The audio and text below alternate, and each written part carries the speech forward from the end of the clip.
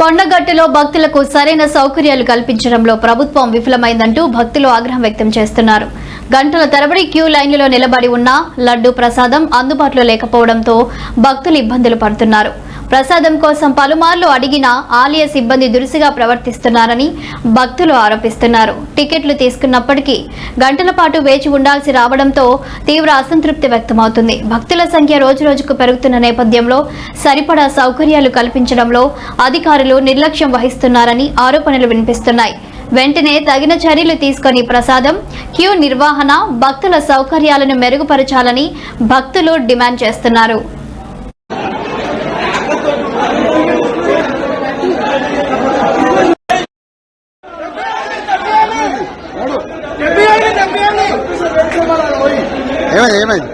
అన్న 2.5 గంటల సేపు అక్కడ క్యూ లైన్ లో ఉండి లడ్డూ లేదు సారమంటాడు జోబులు అంటాను. నేను యువ సర్వే తీసుకొచ్చి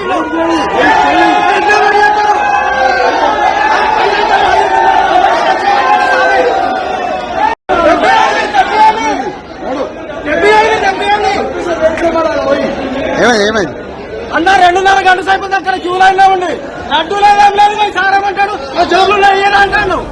నేను యువ సర్వే